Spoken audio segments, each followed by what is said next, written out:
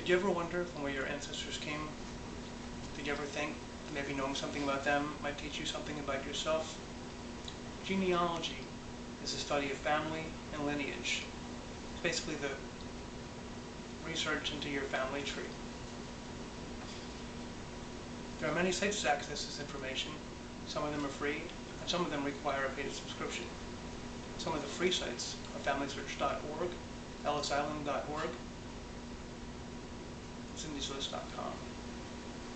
Some of the paid subscription sites include Ancestry.com and Fold.com. You may find information as well as original documents that you may not be able to find elsewhere.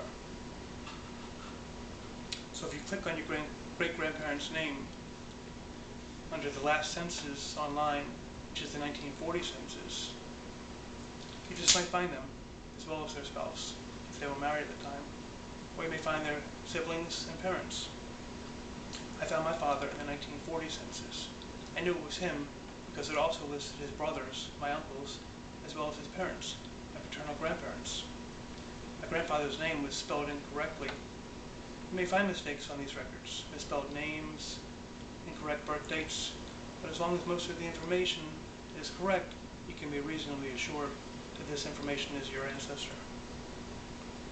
If you know that your grandfather had 8 siblings, one of whose name was Anthony, and the census record lists all 8, one of them says Antonio, you can be reasonably assured that this is a match.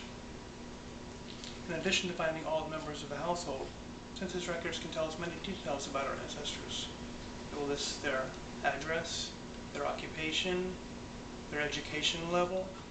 It will give you all kinds of valuable information to find about them.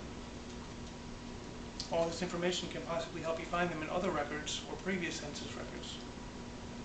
If you see that an ancestor had a child in 1900, 1902, and 1904, you may look for marriage records in 1898 and 1899.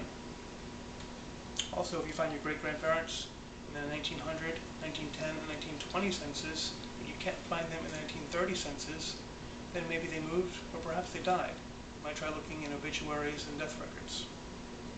In addition to census records, you'll also find vital records, such as birth, marriage, and death records. These records can give you valuable information that you wouldn't find elsewhere. Birth records will show the names of both parents, as well as the maternal name of your ancestors, which you may not find elsewhere. You may also find land records and wills.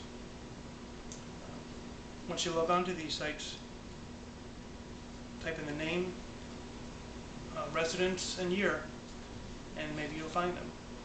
It's fun looking for it, research it, and maybe you'll find out something about them as well as yourself.